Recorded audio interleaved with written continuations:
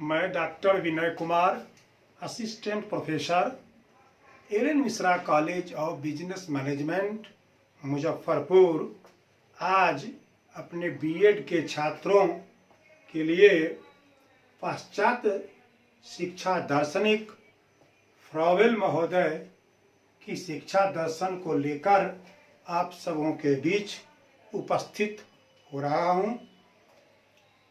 आज हम फ्रॉवेल के शिक्षा दर्शन के बारे में आप सबों को जानकारी शेयर करना चाहता हूं, क्योंकि फ्रॉवेल के शिक्षा दर्शन ने दुनिया में एक नई पद्धति का इजाद किया। तो सर्वप्रथम मैं फ्रॉवेल के बारे में बतलाऊंगा आपको कि फ्रॉवेल कौन थे, कहाँ के थे, कैसे उनको प्रेरणा मिली। तो सर्वप्रथम जो फ्रॉवेल हैं उनका पूरा नाम है Frederick Wilhelm August Froebel.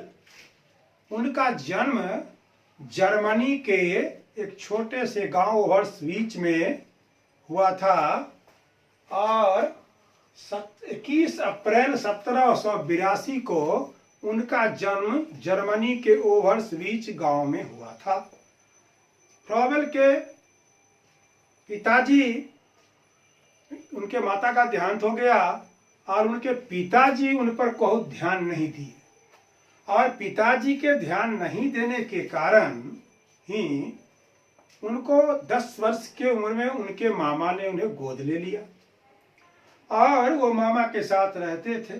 Caring नहीं होता था ठीक से उनके जीवन का जो लालन पालन, चाहे जो प्रबंधन होना चाहिए, जो उनका गाइडलाइन होना चाहिए, वो नहीं हो पाया।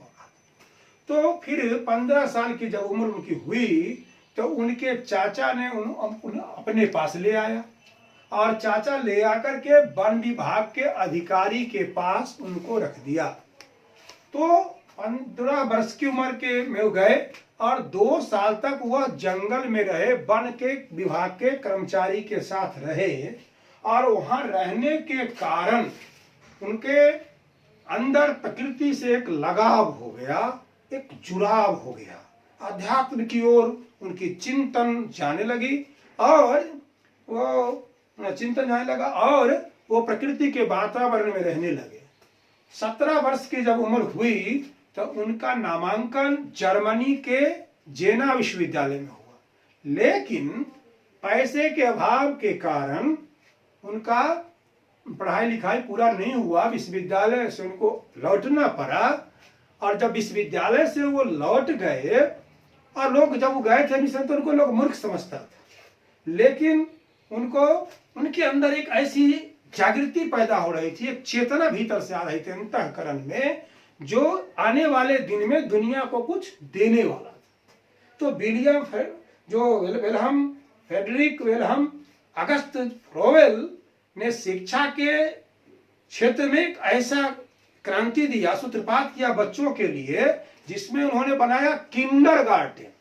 जर्मनी में किंडरगार्टन को 2 शब्दों से बना है। जर्मनी में उसे कहा जाता है किंडर को बाल, और गार्टन को कहा जाता है उद्यान। यानी दोनों शब्दों को जब हम मिलाते हैं तो उसका मीनिंग आता है बाल उद्यान। क्या बात है, कितना अच्छा बोला, बाल उद्यान बोला उसको उन्होंने, बाल उद्यान, किंडरगार्टन। और वो 3 से 7 वर्ष के बच्चों के लिए ही वह विद्यालय है। वो उनकी बहुत बड़ी खोज है, उपलब्धि है।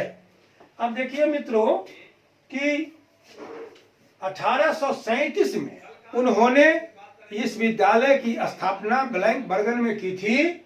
उनकी स्थापना की थी बैंकनबर्ग में 1837 विश्वविद्यालय की स्थापना की और उस विद्यालय का नाम दिया किंडरगार्टन विद्यालय। और उन्होंने अपने जीवन में बहुत सारी किताबें लिखी, जिसमें प्रमुख जो किताब है 2, एक किताब का नाम है उनका एजुकेशन ऑफ मैन, एक जो 1826 में उन्होंने लिखा, और दूसरी पुस्तक उनकी है मदर ऑफ प्ले सॉन्ग। 2 किताबें उन्होंने लिखी, जिसमें उन्होंने अपने शिक्षा दर्शन के बारे में अब सारी जानकारी एकत्र करके लोगों को दी। अब कहता है कि भाई उनका जो आदर्श था, उद्देश्य था, आदर्शवादी थे। फ्रोबेल शिक्षा में उनको आदर्शवादी कहा जाता है, क्योंकि वो कहते थे कि सारा जो सत्ता है वो एक ही आदमी से उत्पन्न है। वो कौन है? ईश्वर।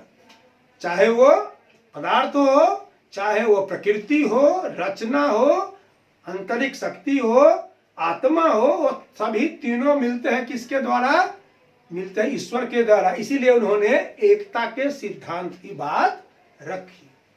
आप देखिए कि फ्रोबेल जो थे वो फ्रोबेल बाल केंद्रित शिक्षा के पुरोधा थे, पुजारी थे, को बालक से चाइल्ड सेंटर्ड एजुकेशन की बात कर रहे थे।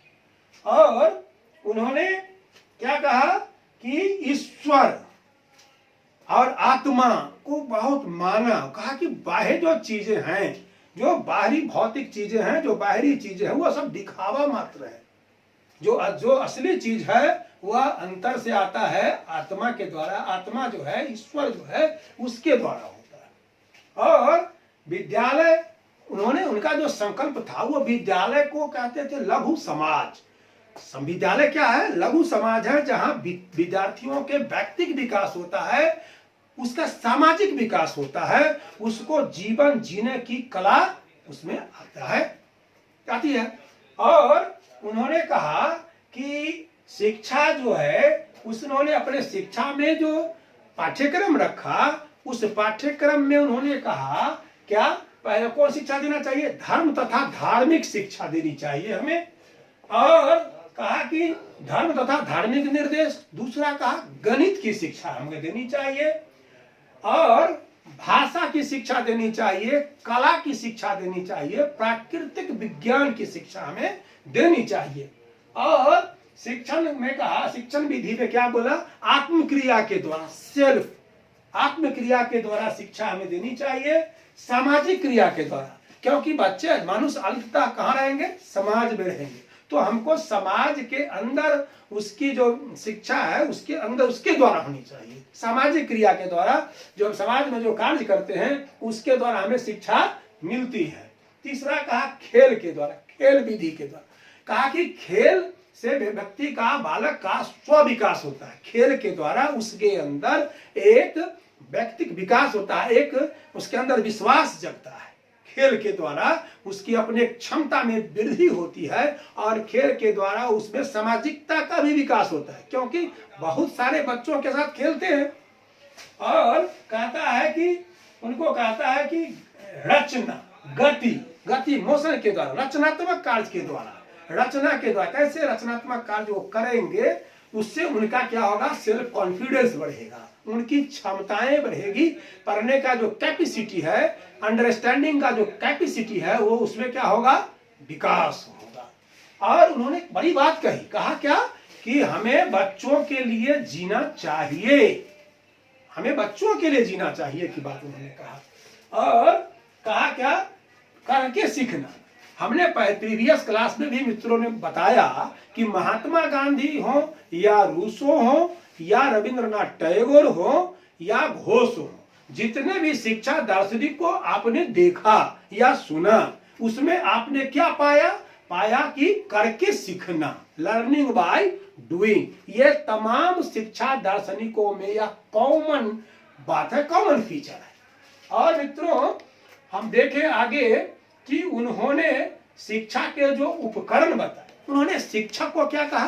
कहा कि बालक जो है वो पौधा है जैसे, और शिक्षक माली है। कहा कि जैसे एक बीज में एक वृक्ष का गुण समाया रहता है, उसी प्रकार एक पौधे को, एक बालक को पौधा के भांति जिस तरह माली उसको सींचता है, उसी तरह एक बालक को एक अध्यापक, एक शिक्षक उसको सींचकर, उसको निर्देशन देकर, उसको परामर्श देकर, उसके अंदर स्वक्रिया को डेवलपमेंट कर, क्रियात्मक शक्ति को विकास कर, उसे एक संपूर्ण मानव बनाने का कार्य करता है।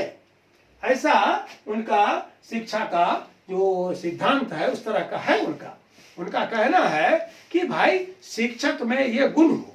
और उन्होंने कहा कि देखिए, ये उन्होंने कहा कि अपने आदर्श में बताया एकता का सिद्धांत, यूनिटी। यूनिटी किसमें हो? प्रकृति में, आत्मा में और पदार्थ में, तमाम चीज में जब यूनिटी होगा तभी हम आगे बढ़ेंगे।